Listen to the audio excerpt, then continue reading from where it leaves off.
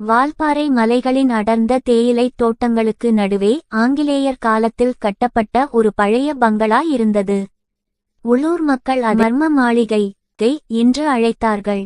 சூரியன் மறைந்த பிறகு அந்த பங்களாவிற்குள் யாரும் செல்வதில்லை, சென்றவர்கள் யாரும் திரும்பியதில்லை என்ற வதந்தி அந்த பகுதி முழுவதும் பரவியிருந்தது. இந்த கதையை கேள்விப்பட்ட யூடியூபர்களான ஆனந்த், கிரீஷ், சேகர் மற்றும் வனிதா சேனலுக்காக ஒரு அமானுஷ்ய வீடியோ எடுக்க முடிவு செய்தனர். தைரியமும் தொழில்நுட்பமும் தங்களுடன் இருப்பதாக நம்பி ஒரு அமாவாசை இரவில் அந்த மாளிகைக்குள் நுழைந்தனர். பங்களாவின் பெரிய இரும்பு கதவு ஒரு பயங்கரமான சத்தத்துடன் திறந்தது. உள்ளே தூசியும் சிலந்தி வலைகளும் அவர்களை வரவேற்றன. காற்றில் ஒரு விதமான சோகமும் குளிரும் கலந்திருந்தது. அவர்கள் தங்கள் கேமராக்கள், வெப்பநிலையை காட்டும் கருவிகள் மற்றும் ஒலிகளை பதிவு செய்யும் கருவிகளை வீட்டின் மைய பகுதியில் வைத்தனர். இங்க யாராவது இருக்கீங்களா என்று ஆனந்த் கேட்க அவனுடைய குரல் அந்த பெரிய மண்டபத்தில் எதிரொலித்து ஓய்ந்தது. திடீரென அவர்கள் வைத்திருந்த வெப்பநிலைமானியில் வெப்பநிலை வேகமாக குறைவதைக் கண்டனர். -5 பாகை செல்சியஸ், -10 பாகை செல்சியஸ் என அது கீழே சென்றது. அறையில் இருந்த அவர்களின் மூச்சுக்காற்று புகையாக வெளியேறியது. கிரீஷ், இதைப் பார், வனிதா கத்தினாள். அவர்கள் அனைவரும் திரும்பி பார்த்தபோது மாடியிலிருந்து ஒரு குழந்தை அழும் சத்தம் மெதுவாக கேட்டது. அது ஒரு சிறுமியின் அழுகுரல், மிகவும் சோகமாக, உதவி கேட்பது போல இருந்தது. சேகர் தனது கேமராவை எடுத்துக்கொண்டு மெதுவாக மாடிப்படிகளில் ஏறினான். யாரும் பயப்படாதீங்க, ஒருவேளை காத்தின் ஒலியாக இருக்கலாம் என்றான். அவன் மாடியை அடைந்ததும் அழுகுரல் நின்றது. அங்கே ஒரு பழைய மரத்தொட்டில் மட்டும் அசைந்தாடி கொண்டிருந்தது. வேறு யாரும் இல்லை. அவன் கீழே இறங்கி வர திரும்பியபோது அவனுக்கு பின்னால் மிக அருகில், என் பொம்மை எங்கே என்று ஒரு குழந்தையின் குரல் கேட்டது. சேகர் பயத்தில் அலறியடித்துக் கொண்டு கீழே ஓடி வந்தான். அங்கே ஒரு குழந்தை, அவன் மூச்சிறைக்கச் சொன்னான். அதே நேரத்தில் கீழே இருந்த அவர்களின் அத்தனை விளக்குகளும் படபடவென அணைந்து மீண்டும் எரிந்தன.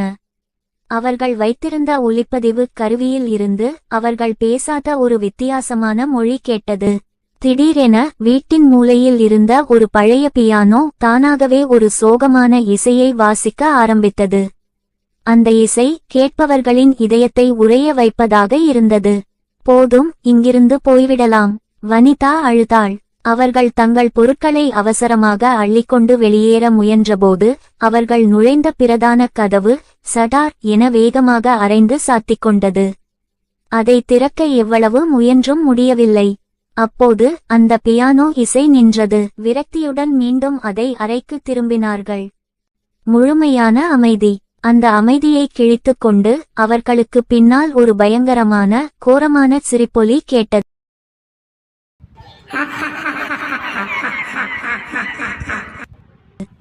அது அந்த குழந்தையின் குரல் அல்ல, அது ஒரு ஆணின் குரல்.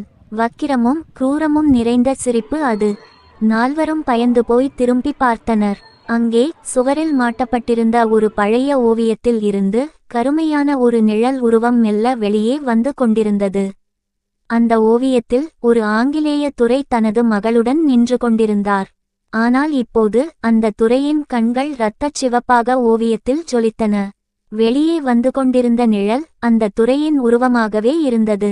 ஆனால் அதன் கைகள் மிக நீளமாகவும் விரல்கள் கூரிய நகங்களுடனும் இருந்தன.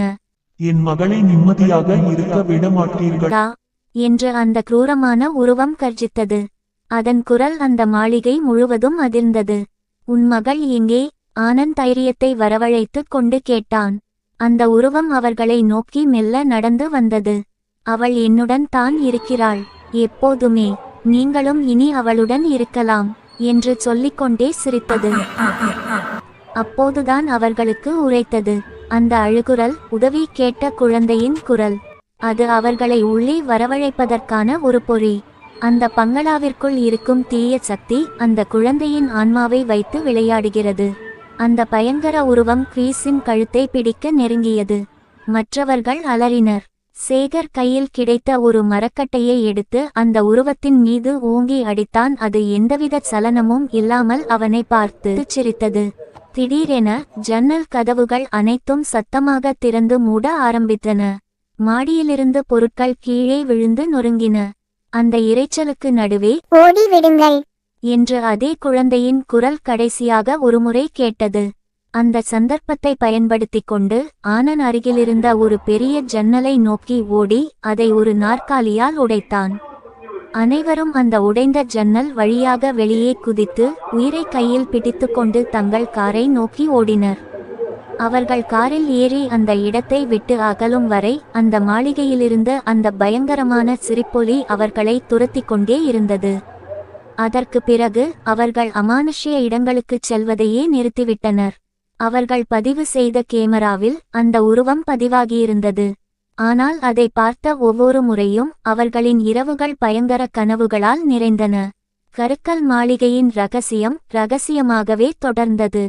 ஆனால் அன்று இரவு நடந்த பயங்கரம் அவர்களின் வாழ்க்கையை என்றென்றைக்குமாக மாற்றிவிட்டது. இந்த பதிவை கண்டு களித்த அனைவருக்கும் வணக்கம். எங்கள் ஜீவன் மீடியாஸ் யூடியூப் சேனலை இன்னும் நீங்கள் சப்ஸ்கிரைப் செய்யவில்லை என்றால் இன்றே லைக் மற்றும் சப்ஸ்கிரைப் செய்து சேனலுக்கு ஆதரவு தாருங்கள். நன்றி.